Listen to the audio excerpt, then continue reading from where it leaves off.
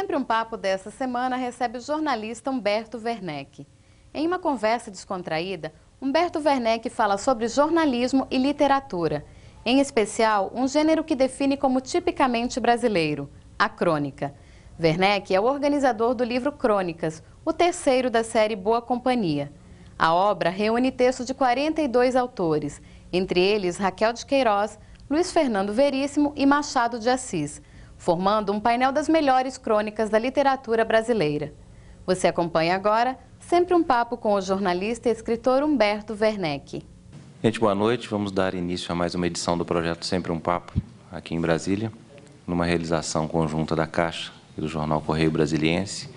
A gente hoje tem a alegria de receber o jornalista e escritor Humberto Werneck, no lançamento do livro Boa Companhia, Crônicas.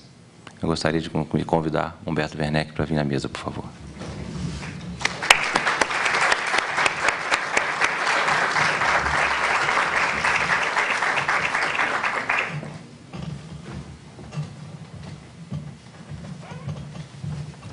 Isso aqui não cai na escada ali, tá ótimo. Gente, eu gostaria de pedir a Humberto para falar um pouco do trabalho dele, se apresentar um pouco para vocês e falar de como é que foi fazer esse livro, que é uma bela seleção de crônicas editada pela Companhia das Letras. Boa noite, Humberto. Boa noite. Muito obrigado por terem vindo. Bom, eu sou Humberto Werneck, eu acho que essa altura já está óbvio. Eu sou jornalista, escritor, mineiro, não praticante, moro em São Paulo desde 70 e, além do jornalismo e do trabalho de escritor, eu eventualmente tenho um trabalho de editor. Por exemplo, organizei em livro pela primeira vez a poesia de Hélio Pellegrino, para a editora Rocco, isso já faz alguns anos. E esse livro também é um livro de editor. Foi uma encomenda que me foi feita pela Companhia das Letras, que bolou uma pequena coleção voltada mais para público jovem.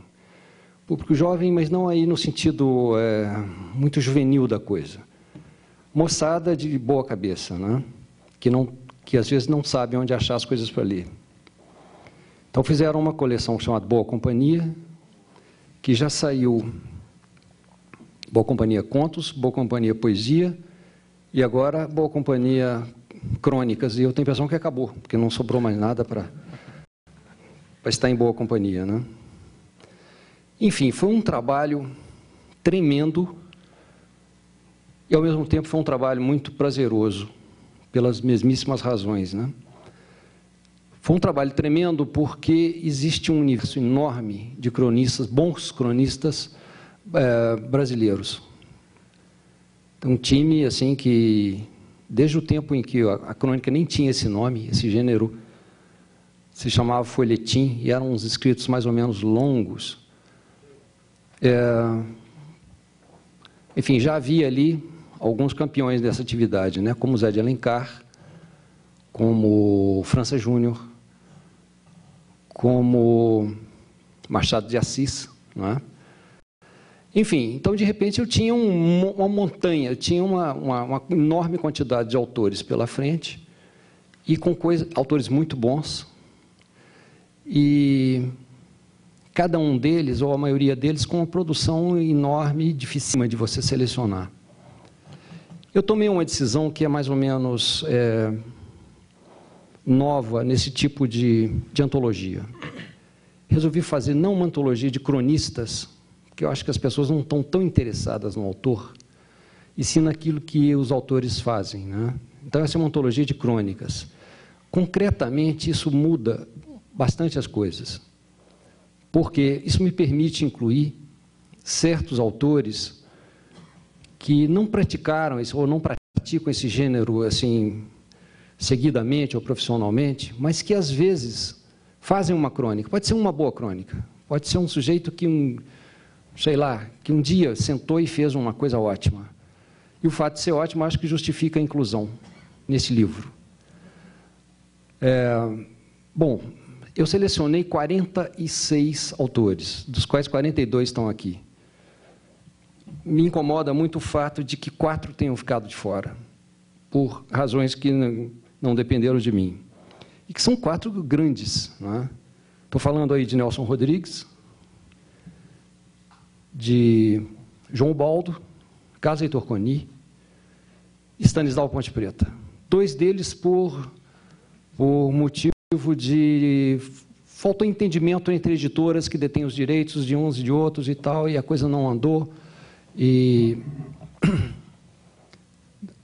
não deu certo. E os outros 2 por questões de pendências entre herdeiros. Herdeiros é sempre uma complicação quando não é a gente, né?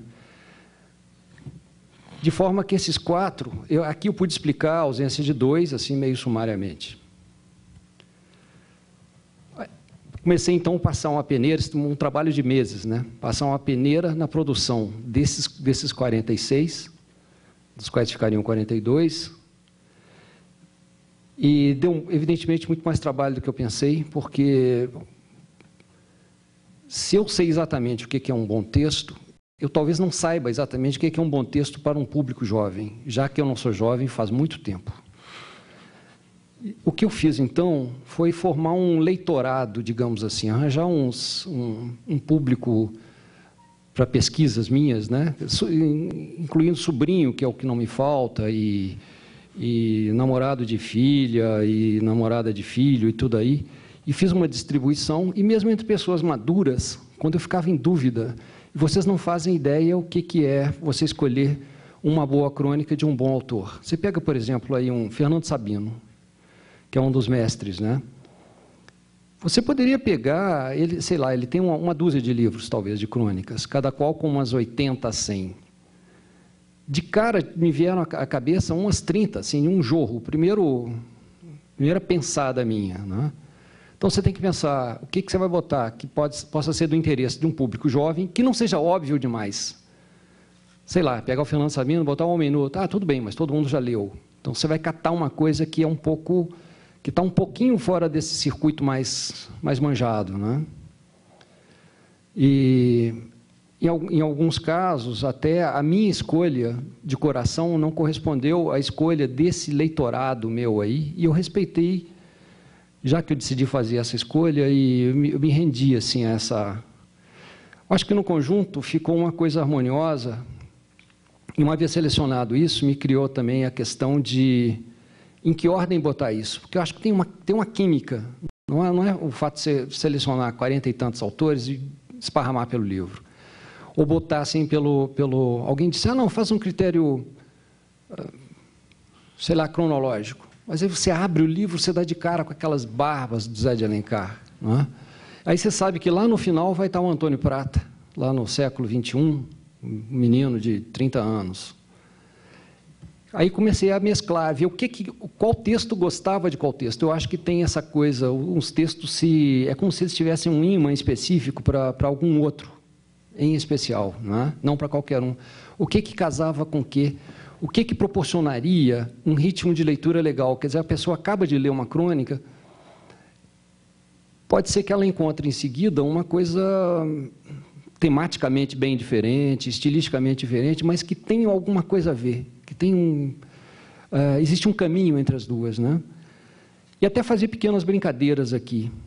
Por exemplo, o Otto Lara Rezende, ele escreve sobre um gato dele que desapareceu.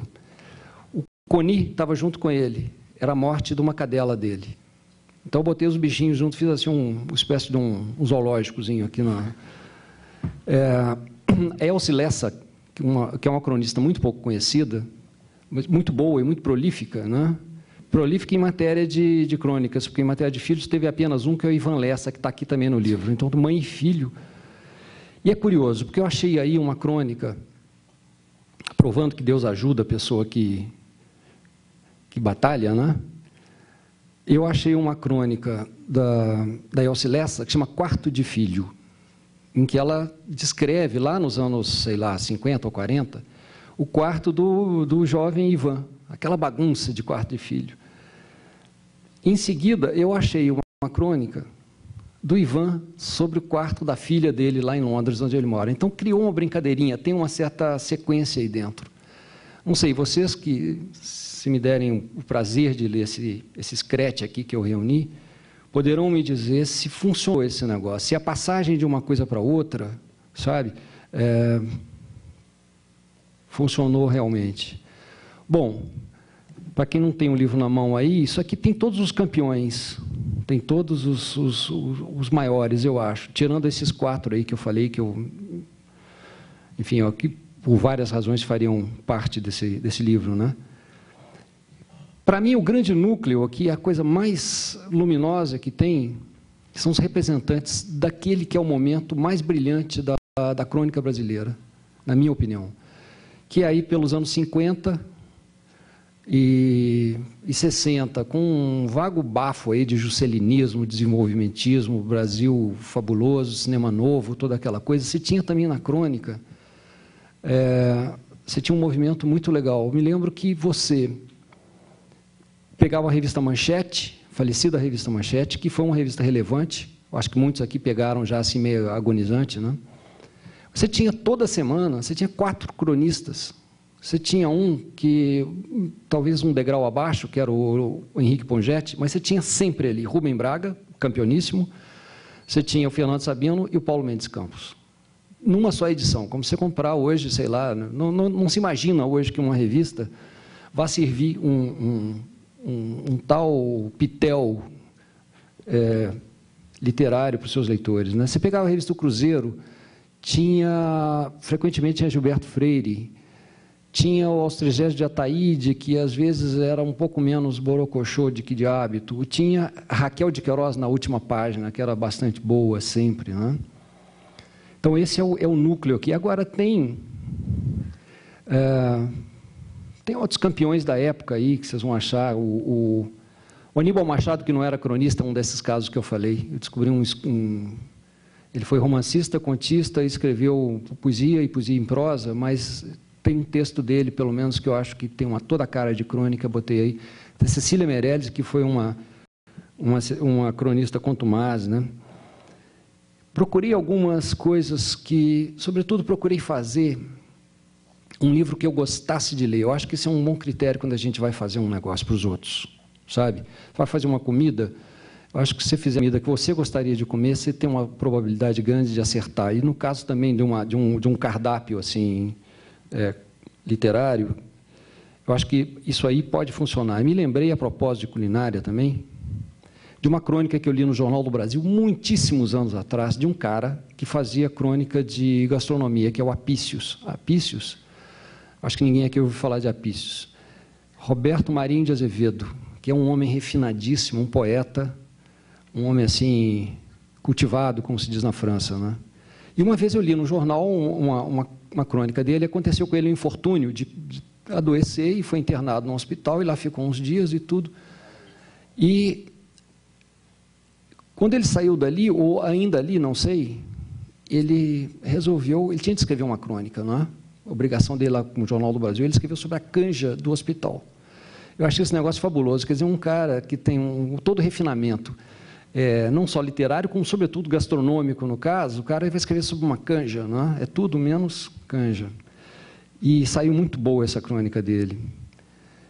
Enfim, eu não vou me estender muito sobre... Assim, tem Danusa Leão, antes de estourar aí nessa coisa, eu comecei a acompanhar, havia um preconceito muito grande em relação a ela, como se fosse enfim, apenas uma bela mulher, uma ex-bela mulher que enfim, meio socialite, essas coisas, mas umas coisas tão bonitas na Folha, sabe? Eu tive que vencer um preconceito pessoal em relação a esse tipo de escritor que não está estabelecido na praça com uma tabuleta escritor, né? E espero ter acertado também. Na arrumação, é claro que eu abri com o Rubem Braga, acho que não dava para ser diferente, vocês vão achar que Caso do Mundo de Andado, Fernando Gabeira, um surpreendente Fernando Gabeira aqui, sem nada de política, nem política do corpo, aliás, tem um corpo, mas de uma outra pessoa. O Carlinhos Oliveira, desenterrei o Humberto de Campos, que é um escritor que foi muito conhecido no Brasil, foi assim, era uma figura carimbada aí dos anos 20, 30, eu acho que até um pouco antes disso. Depois nunca mais se ouviu falar desses fenômenos que tem na literatura, né? O sujeito some, tipo Zé Mauro de Vasconcelos. Fala-se muito e depois nunca mais. Enfim, Olavo Bilac, contando a grande novidade do cinema, o João do Rio, a grande novidade dos automóveis chegando ao Rio de Janeiro. Enfim. Humberto, sem te transformar num especialista em crônica, já te transformando num especialista em crônica? Especialista. Me fala assim um pouco, já entrando um pouco na questão do jornalismo e literatura também, existem ingredientes para fazer esse bolo? Eu fico imaginando que a crônica tem sempre que ter um pouco de humor, um pouco de tristeza e uma moral da história no final. Não acho que tem que ter moral da história, não. A crônica é um gênero assim, muito difícil de você definir. Tem várias tentativas de... Antônio Cândido, por exemplo, que é o autor do melhor trabalho que já se escreveu sobre crônica, está num livro dele chamado Recortes, um texto que eu acho que é obrigatório para quem se interessa por crônica, chama-se A Vida ao Rés do Chão. O livro chama Recortes, Companhia das Letras. Ele faz ele arrisca uma definição, assim, não é, enfim, nem chega a ser uma definição, ele diz assim, que a crônica é uma conversa aparentemente fiada. Porque para o leitor tem expectativa de uma leveza, de uma coisa que o distraia um pouco de si mesmo, da realidade, daquele noticiário em torno. A gente tem que pensar na crônica como uma ilha num mundo de papel, cheio de notícias, cheio de anúncios, cheio de coisas. Então, você tem ali, de repente, um oásis. Eu vejo a crônica muito como isso. Então, o leitor vai para lá procurando aquela janela para dar uma respirada, botar a cara para fora da realidade ali. E ele está procurando uma conversa fiada, acho, sabe? Está procurando uma coisa que não seja muito pesada, mas se a crônica é boa, ela será uma conversa aparentemente fiada, porque vai ficar alguma coisa ali. Vai ficar sob a forma de um estremecimento estético qualquer nele, ou uma coisa que vai tocar a sensibilidade, ou que vai tocar o humor dele, quer dizer, vai ser uma gratificação muito diferente daquela que ele encontraria na leitura do jornal, né? Então, eu fico um pouco aí com o Antônio Cândido. O Rubem Braga, que era tinha um humor especialíssimo, né? Uma vez perguntaram assim, mas o que é crônica? Porque havia sempre essa discussão, o que é crônica, né? Muita gente recorria um pouco àquele... A que o Mário de Andrade falava do conto. O que é conto? É tudo aquilo que chamamos de conto. Você poderia dizer da crônica também, não é? Você quer chamar de crônica? Chama de crônica. Então, aí perguntaram ao Rubem Braga, ele diz assim, olha, o negócio é o seguinte, quando não é aguda, é crônica. Exatamente ele, agudíssimo, né? Beto, você está trabalhando pouco também, né? Hã? Né? Você também tem pouca coisa para fazer, né? Eu? Você começou se apresentando, parou, falou jornalismo. Fala um pouco do que você tem para fazer agora, que é pouca coisa. Não falo, não. Bom, eu sou um polígamo literário nesse momento. Eu tenho um monte de obrigações, tenho compromissos com 4 editoras, sendo que com uma delas tem mais de um. Se eu fosse uma pessoa sensata, eu acho que eu me suicidaria hoje, em seguida aqui.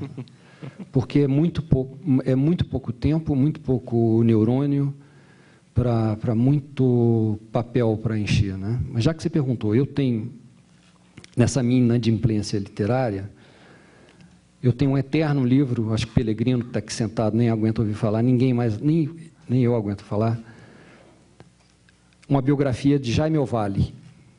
Não sei aqui quem conhece Jaime Ovalle, que foi um compositor, um poeta, sobretudo um extraordinário personagem, um cara que resvalou nos grandes escritores, poetas, músicos, artistas plásticos do tempo dele.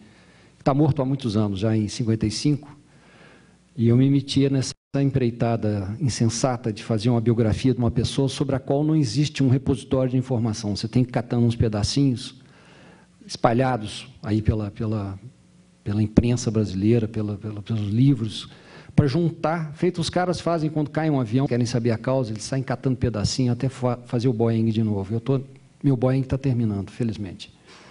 Então deve sair esse livro esse ano, vai sair pela Companhia das Letras.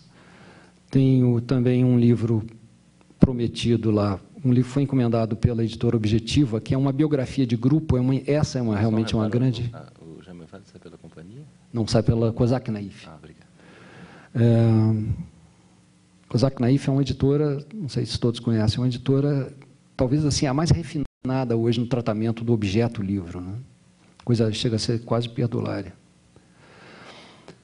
Bom, eu devo a Objetiva um livro que ela me propôs fazer e eu insensatamente topei. Eu topo tudo, gente. Depois eu vou ver como faço. É uma biografia de grupo.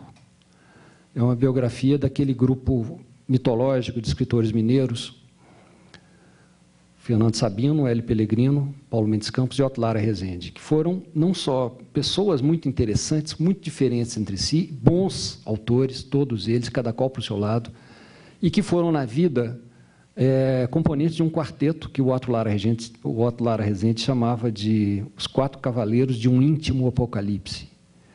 Dois deles foram amigos desde o jardim da infância, o Hélio e o Fernando. E eu achei, assim, eu topei, num momento de loucura, fazer essa história, já fazia a biografia de cada um, seria uma encrenca. Agora, você contar essa história, essa biografia do grupo, imbricar essas 4 histórias aí, não sei como fazer. Eu acordo de madrugada com esse pavor. De alguma forma, vou fazer, vou entregar. Nunca entreguei para nenhum editor um monte de folhas em branco, né? Então, eu tenho certeza que alguma coisa vai sair. Bom, eu estou numa fase mineira, eu estou numa fase, assim, eu espero que seja para liquidar essa coisa, porque eu estou fora de Minas há tantos anos, e tenho escrito basicamente sobre Minas, não sei se é nostalgia, miolo mole, mas, enfim, eu estou regredindo a Minas um pouco. Então, tem um outro livro, Tudo Coisa que Me Propõe. Era um livro sobre Belo Horizonte, para uma coleção da Record, chamada Metrópolis. Imagina a cidade que me propuseram, Belo Horizonte. Então, eu resolvi contar a história de Belo Horizonte de uma maneira assim, meio descosturada, sem nenhuma pretensão de seriedade, mas com bastante rigor de informação, tomando como fio a coisa que eu acho que é a característica maior da vida social de Belo Horizonte, que é o botequim. Né? Lá você não tem uma praia para ir, você não tem um canto para você se esconder, não tem nada. Você tem aquelas montanhas e aqueles bares. Né? E nas suas casas, quando você é jovem, tem um pai e uma mãe ali para chatear, então você corre para o botequim. Então, eu estou fazendo um livro chamado Praia de Mineiro. Esse está bem avançado. Assim, eu acho que um pouco juntar pedaços e terminar. Tem uma história também infanto-juvenil, Companhia das Letras, uma coleção para a qual a Ana Miranda fez um livro sobre Brasília, é uma coleção interessantíssima, chamada Memória e História. Deixa eu ver se eu adivinho qual cidade. Não, mas eu acho que é aí para encerrar o negócio de Belo Horizonte. Enfim, a Ana Miranda, por exemplo, ela contou a história de Brasília, não sei se vocês conhecem esse livro, vale muito a pena. Uma certa história de Brasília, imbricada com a história dela, que passou a adolescência aqui. E tem a ver, de repente, não é assim que eu me considere uma pessoa cuja vida seja digna de ser contada num livro junto com a história de Belo Horizonte. Drauzio escreveu. Drauzio Varela escreveu. Luiz Schwartz também. Enfim, então tem isso aí, e descobri que tem coisas bem interessantes aí, né?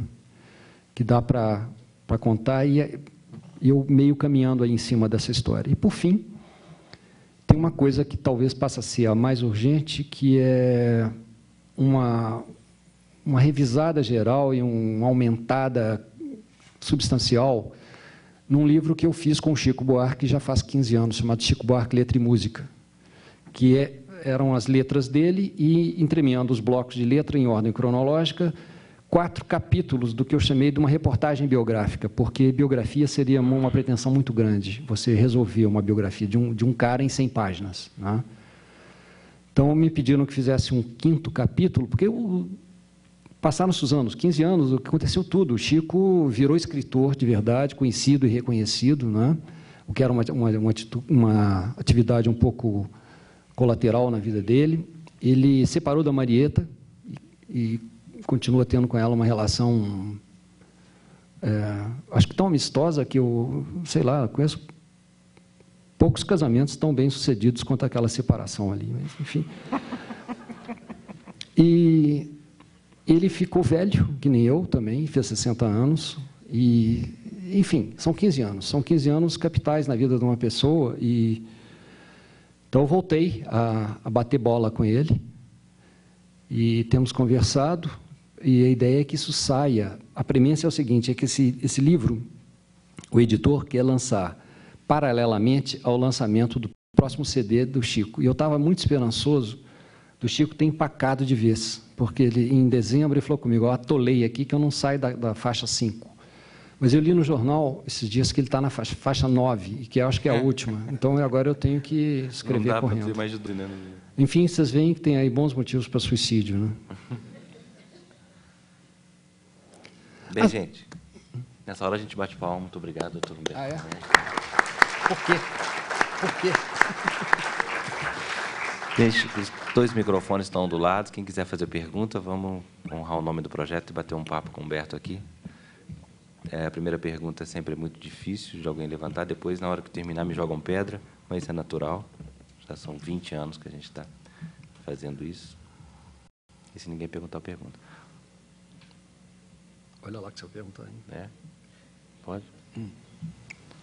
Bem, eu queria então que você entrasse um pouquinho naquele velho dilema de jornalismo e literatura, então, que existe diferença, distância, ainda mais agora que eu estou pela crônica, para complicar um pouquinho mais a velha polêmica. E que entrasse um pouquinho também falando sobre o desatino da rapaziada, né? Que é onde você mesmo começou essa questão, né? Você fala do desatino? O Desatino da Rapaziada é um livro que eu fiz, já tem uns mais de 10 anos, que é um livro sobre a relação muito peculiar que existe em Minas Gerais, desde sempre, entre atividade literária e atividade jornalística. Raros escritores de envergadura de Minas Gerais e escaparam de uma passagem por uma redação. Não é? Isso é uma coisa que alguém poderia estudar algum dia, eu não tenho a menor paciência para estudar coisa alguma, muito menos essa, que é por que isso? Não é? Por que acho que é até um pouco explicável, o sujeito trabalha com as palavrinhas ali, precisa ganhar vida também, e as musas só vão remunerar ele lá quando ele ganhar o prêmio Nobel, então ele começa a fazer jornalismo.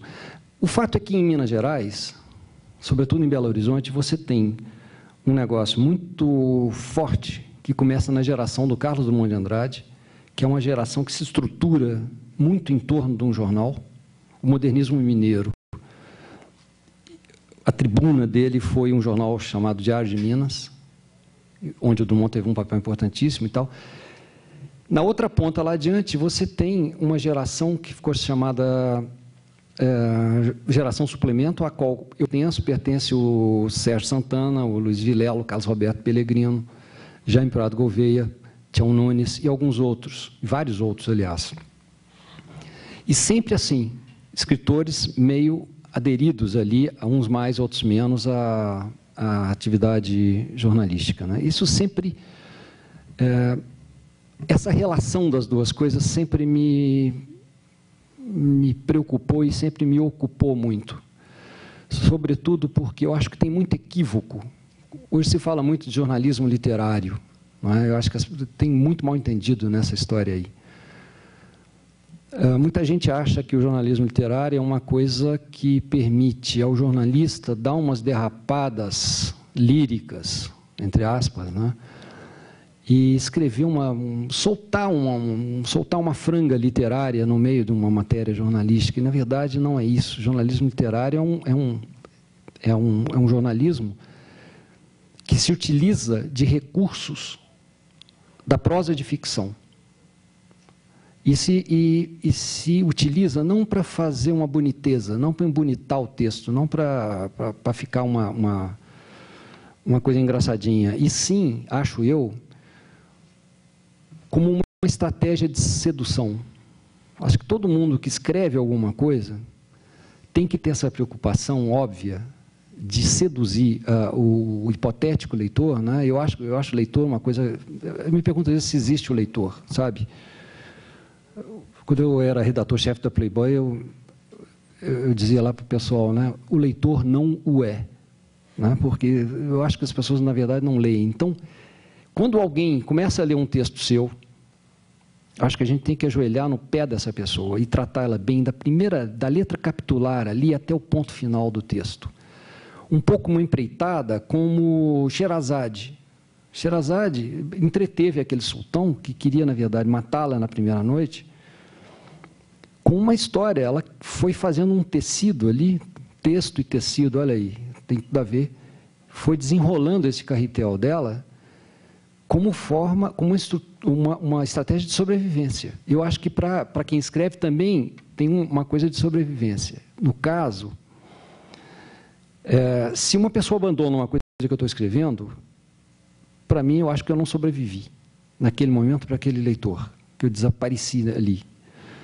E a literatura de ficção, eu acho que ela pode dar ao jornalismo, sobretudo nesse momento em que o jornalismo ficou muito árido, muito calçado em manuais que são burramente seguidos, não é? Como se fosse um evangelho, aquele negócio. A literatura de ficção, dizia eu acho que pode dar alguns recursos narrativos, pode introduzir na prosa jornalística um pouco do sabor que tem a prosa de ficção, né? Diálogos, certas descrições, sempre com estrito respeito a chamada realidade.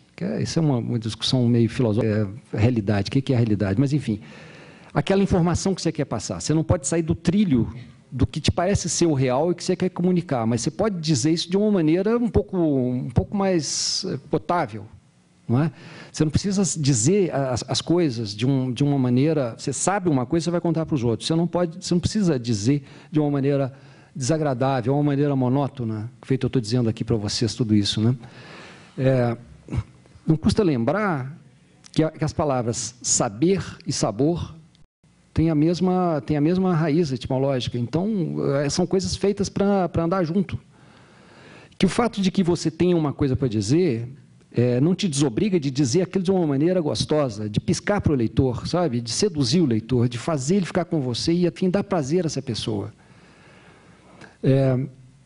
Comparando, por exemplo, com uma comida, você pode... Uma pílula para astronauta alimenta a pessoa. O astronauta lá em cima, ele come aquele negócio, ele tem todos os sais minerais, vitaminas e tal, mas, puxa, isso nem se compara a um filé maravilhoso que tem os mesmos componentes, os mesmos nutrientes, não é? Então, por que a gente não vai mais no filé e esquece um pouco essa coisa insossa que virou o texto com o qual a gente se comunica? Eu estou falando não só de jornalismo, não, eu estou falando até mesmo, eu que não tenho nenhuma estrela universitária, não, eu sou um reles bacharel em Direito, até o texto acadêmico. Eu acho que o texto acadêmico, sem prejuízo do rigor, deve ter um jeito melhor, um jeito mais potável, um jeito mais, no mínimo, mais simpático de dizer aquilo. Eu, às vezes, leio, eu fico pensando, essa pessoa quer me dizer alguma coisa, mas ela, sabe, eu tenho certeza que, sabe, que todo aquele, que tem ali dentro daquela noz, tem alguma substância que ela quer me servir, mas ela não consegue, ela não me favorece quebrar a casca daquele negócio. Então, voltando lá no começo, e já para encerrar essa chorumela, né, o jornalismo literário eu vejo assim, e não é assim a grande reportagem, nem sabe, aquela coisa sensacional daquele, meu ídolo nesse departamento é um americano chamado Gay Talese, escreveu um livro que saiu no Brasil chamado Fama e Anonimato. Nem precisa ser isso. Eu acho que a pessoa que vai escrever um bilhete para a empregada, que vai escrever não importa o quê, mas quer ser lido e compreendido, pode fazê-lo de uma maneira...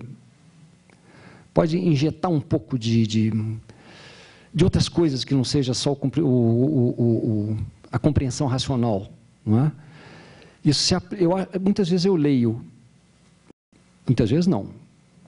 preciso pegar uma revista estrangeira, uma New Yorker, eu leio às vezes páginas, atravesso aquelas páginas, 20 páginas de um relato, com um apetite de um cupim literário, eu vou lendo aquele negócio e tal, e chega no final eu quero mais. Por outro lado, quantas vezes a gente lê uma noticinha no jornal, uma coluninha na Veja, ou na Isto É, ou na Época, que, num esforço de leitura, que equivale a você subir rasgando as unhas numa escarpa violenta, porque não tem prazer, não tem coisa. A coisa está ali, a informação está lá, mas, poxa, não precisa esconder do leitor. Eu acho que, então, eu vejo como um negócio de sedução. Não acho que seja literatura. Jornalismo literário não é literatura, é um jornalismo que tem esse componente a mais. Enfim, era isso que você queria saber? Já passou. Era isso que você já sabia, né? É isso que eu já sabia. Mas... entrando nessa área do desconhecido que os livros que vocês estão colocando, Humberto, algumas curiosidades, assim, você podia contar para a gente, por exemplo, é verdade que lá em Belo Horizonte teve um gaiato que trouxe areia da praia e colocou na rua, assim, para fingir que era bar? Não trouxe areia da praia, não. Foi na construção ali, porque o mineiro não vai gastar uma viagem para apanhar. Mas isso é verdade, isso aí não está registrado, foi no bairro do Prado, nos anos 70, saiu na Veja, e vocês sabem que sai na Veja é verdade, né? Era um protesto qualquer, e até achei bem legal, numa esquina daquelas, arranjaram um caminhão de areia, derramaram, fincaram lá um guarda-sóis, foram de sunga e maiô e bronzeador. Praia do Prado, ficou chamando isso. Porque não pode um mineiro carente, né? Do Jaime Ovalle, fala um pouco mais dele, Humberto. Tem uma curiosidade tremenda, inclusive ele apareceu na minissérie agora, né? Eu soube, eu não vi, não. Ele é o Domingos de Oliveira, que faz o Jaime Ovalle. Jaime Ovalle é uma figura, assim, um grande artista. Tentem imaginar um grande artista com esse dom. A principal letra dele, que é mais conhecida, é Azulão. Azulão. Mas quem conhece Azulão? Pouca gente. Não é a letra dele, não. A música dele é a letra do Manuel Bandeira. Imagine assim, um grande artista, dotado assim, da maior sensibilidade, do maior talento, mas que não tem, por outro lado, os meios para exprimir esse negócio. Ou seja, uma pessoa entupida de arte, sem que tenha um ladrão para essa coisa sair. É um negócio meio dramático. Ele é um homem que não teve quase nenhuma educação formal. Ele era... O dia que a viúva dele me mostrou um caderninho, umas anotações dele, uns garranchos, uma coisa que parece nenhum preconceito. A minha faxineira lá dizendo para comprar mais Cândida. Sabe como? Aquela letra tenebrosa. No entanto, esse cara, com toda essa precariedade, com toda essa dificuldade de expressão, ele, de vez em quando, vamos dizer que essa arte furava aquela carapaça e virava feito um vulcão, um geyser, sei lá o quê, e saía um negócio. Ele fez músicas que são muito, muito fincadas no folclore, sobretudo folclórico amazônico, porque ele era paraense, até os 11, 12 anos viveu lá, mas era música erudita que ele compunha assim meio de orelha, porque ele não sabia escrever música. A poesia dele, que não é uma grande poesia, ele encasquetou que ia escrever essa poesia em inglês. Mas ele não sabia inglês, ele não sabia português. Ele não sabia inglês, embora tenha vivido como alto funcionário da Delegacia do Tesouro do Brasil, 4 anos em Londres e 4 em Nova York. E não aprendeu inglês. O inglês dele, assim, era melhor o cara do bar ali acostumar com aquele velhinho que chegava e falava, me dá aquela broinha. Em português, o cara já ia na broinha, né? Ele tinha umas ideias meio tumultuadas na cabeça, então ele se punha a tentar explicar isso para umas namoradas. Ele era um homem muito bonito, muito sedutor, um figurão assim. Aliás, a família toda, uma das irmãs dele foi o que seria uma vice-miss Brasil, lá em 1923. Então ele tinha sempre umas namoradas e passava para elas, de alguma forma, não me perguntem como, as ideias que ele tinha, e essas mulheres botavam em inglês os poemas dele, né? E tanto que a pouca poesia que existe, se vocês pegarem a as obras completas de Manuel Bandeira, entre os poemas traduzidos, tem 3 do Jaime Ovalle. Quer dizer, alguém botava aquilo no inglês para ele, depois um amigo vinha e passava aquilo para o português. Agora, é muito difícil falar desse cara em 10 minutos, como eu estou falando. Ele era um paranormal, ele era um homem assim que fazia, tudo na vida dele era extraordinariamente surpreendente. Fernando Sabino escreveu bastante sobre ele, é a pessoa que mais escreveu sobre ele, Fernando Sabino, que foi por ele muito influenciado, e Ovalle, inclusive, vem a ser um dos personagens do Encontro Marcado. Se alguém aqui leu e se lembra, tem um velho diplomata aposentado que aparece lá pelo final do livro, que chama Germano, é esse Jaime Ovalle. Manuel Bandeira escreveu muito sobre ele. Vinícius de Moraes dizia, e mais de uma vez, que a figura mais extraordinária que ele encontrou na vida foi o Jaime Ovalle, que era a pessoa assim que ele talvez tivesse gostado de ser, né? Enfim, é esse homem que tem uma história bizarra, cheia de histórias fascinantes, né? Que eu estou tentando botar no papel.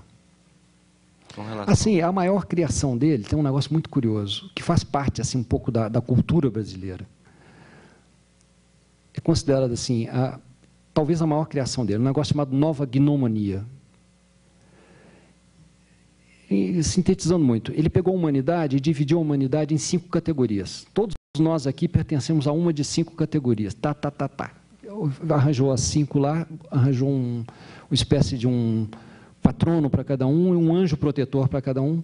Isso era uma conversa de botequim. Manuel Bandeira flagrou Jaime Ovalle conversando com Augusto Frederico, os 2 poetas ali conversando, sentou Bandeira e tal, ouviu aquele negócio. Achou tão fabuloso que fez uma crônica. E isso teve desdobramentos enormes. O Antônio Cândido me contou que ele ficava, às vezes, conversando com horas, atravessava madrugadas, conversando com o Sérgio Buarque de Holanda, classificando pessoas. E o fulano é do Exército do Pará, não, fulano de tal é um mozarlesco, não, o outro é um querniano, não, esse é um Dantas, esse é um Onésimo. Aí vieram outras pessoas e fizeram, a partir daí, outros desdobramentos. O Vinícius veio não, também as coisas inanimadas pertencem à Nova Gnomania. Por exemplo, o luar de Paquetá é tal coisa. Matéria plástica, que era uma expressão que usava, que sumiu, não, matéria plástica é não sei o quê. Enfim, é um homem curioso, assim, e boas histórias não faltam, né? Nada na vida dele é normal, nada. Isso facilita muito o trabalho de quem vai escrever. Enfim, mas foi um trabalho, se eu soubesse quanto ia me custar fazer essa pesquisa, eu não teria entrado nisso, não. Quantos anos já tem, Beto? Eu ganhei uma Bolsa Vita em 91. 32? Ah, 91. 91, olha só, do século XX.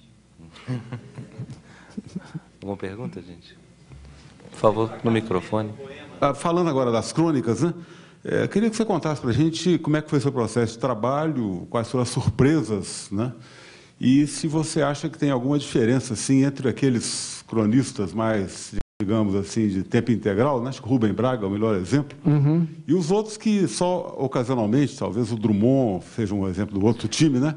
Que tinha a crônica como uma coisa meio paralela, né? Era uma coisa paralela, mas não era tão de vez em quando, não, porque o Drummond ganhou a vida dele, ele, vamos dizer, completou o orçamento dele anos a fio com a atividade dele de cronista, né? Agora, diferenças entre eles, claro, a diferença de... O Fernando Sabino é mais o sujeito da história, não é? E se vai fazer justiça a ele em algum momento, pela maestria em contar uma pequena história. A gente faz pouco disso. Vá você pegar uma história do Fernando Sabino, você lê, sai e vai contar ali para o outro, na esquina. Você não consegue. Aquela economia de meios, aqueles efeitos que ele extrai, não é? Eu acho que isso é arte. Não é você dizer muito com o mínimo de elementos. Paulo Mendes Campos é mais a coisa do... Estou falando dos grandões, né? Paulo Mendes Campos é a coisa do humor, a coisa do lirismo, às vezes mistura as duas coisas. Às vezes simplesmente faz o poema em prosa, ele tem... Aliás, um dos livros dele tem prosa... como é que ele chama? Prosa, poesia, ele faz umas classificações assim, né? Outros tocaram assim uma samba de uma nota só, tipo o Stanislau Ponte Preta, que não, infelizmente não está no livro, é só a coisa do humor. O Antônio Maria, que só agora começa a ser conhecido, que eu acho que eu recomendo muitíssimo a todo mundo, né? Acaba de sair, aliás, renovada e aumentada uma biografia dele pelo Joaquim Ferreira dos Santos.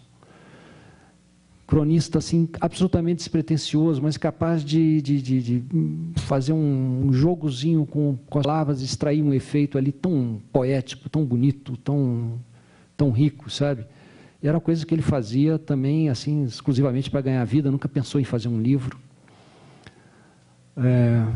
Drummond, assim, talvez, não sei se eu estou arriscando a dizer uma bobagem aqui, o Drummond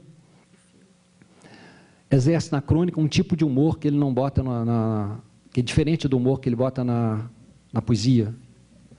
É um humor assim um pouco menos sem um vinco assim da ironia, daquela coisa um pouco agridoce do Drummond, né?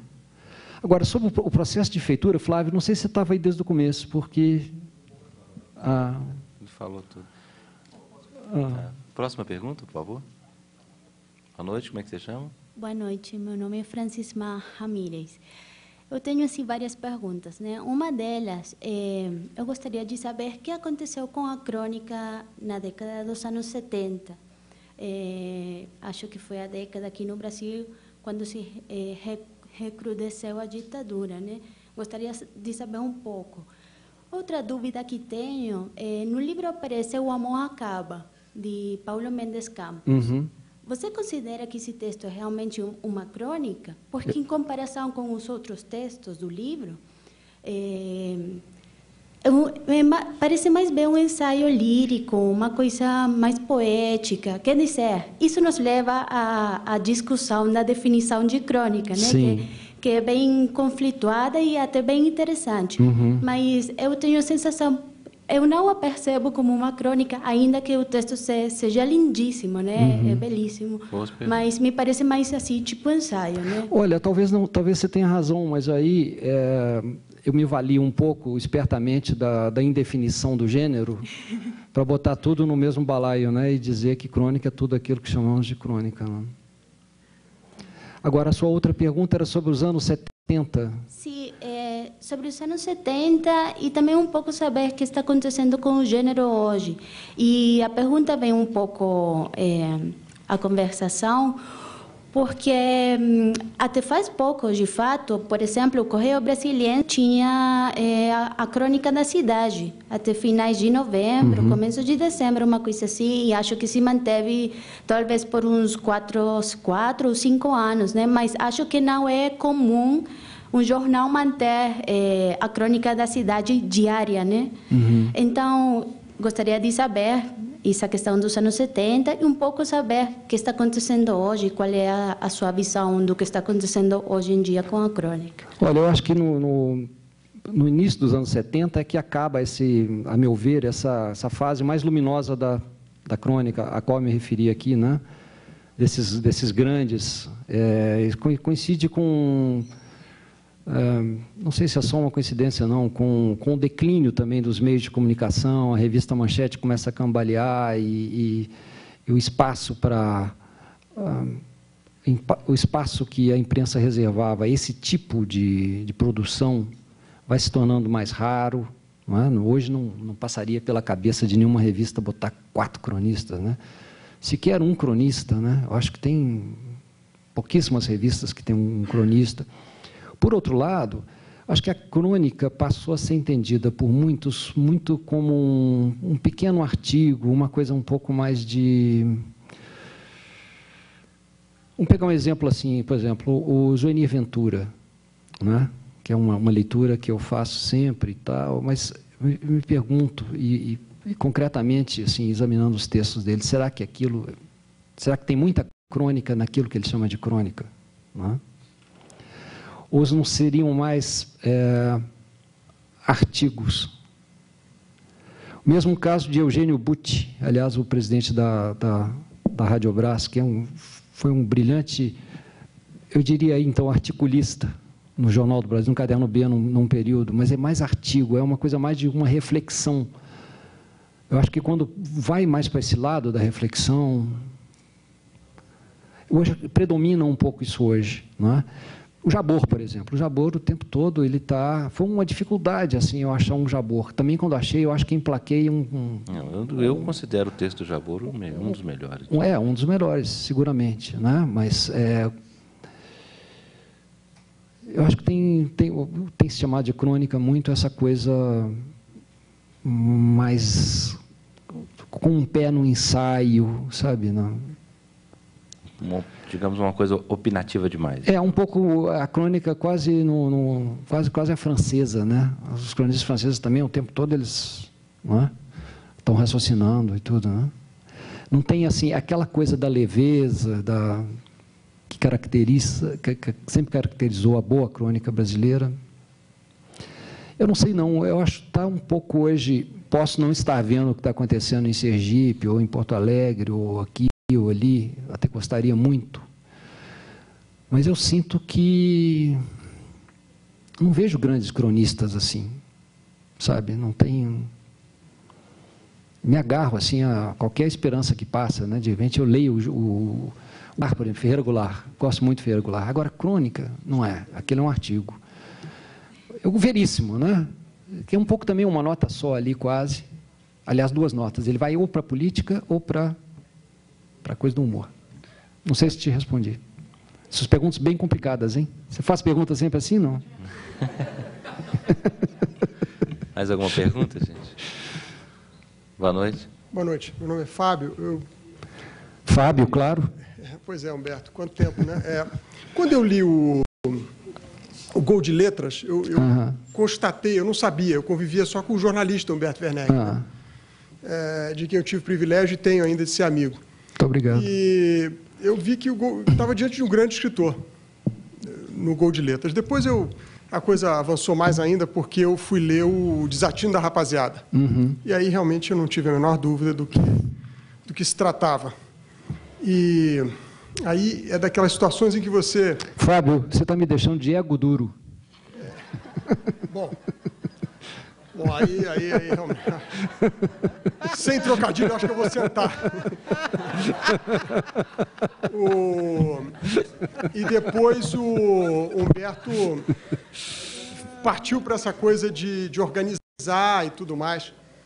Então eu fiquei procurando outras coisas que você poderia estar produzindo, né? E vi que, recentemente, quando essa organização das crônicas foi divulgada, que você tinha um livro de contos, chamado Pequenos Fantasmas. É verdade. Pois é, eu fui atrás desse livro e nunca encontrei. Não, é um livro... Mas não tem jeito, só ele tem. Não há como.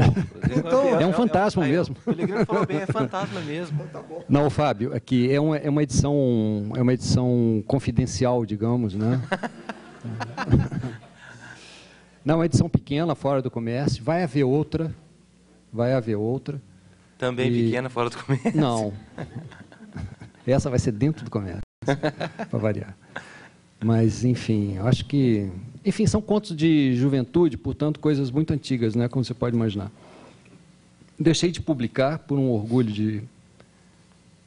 Deixei de publicar na hora por um orgulho de jovem, aquela coisa quando você percebe que você não é tudo aquilo, ou que não é nada daquilo que você gostaria de ser, né? Você não tem aquela envergadura, então você prefere, de uma maneira orgulhosa, não ser nada, ou tudo ou nada. Então, mas fica aquele cadáver ali na sua gaveta, né?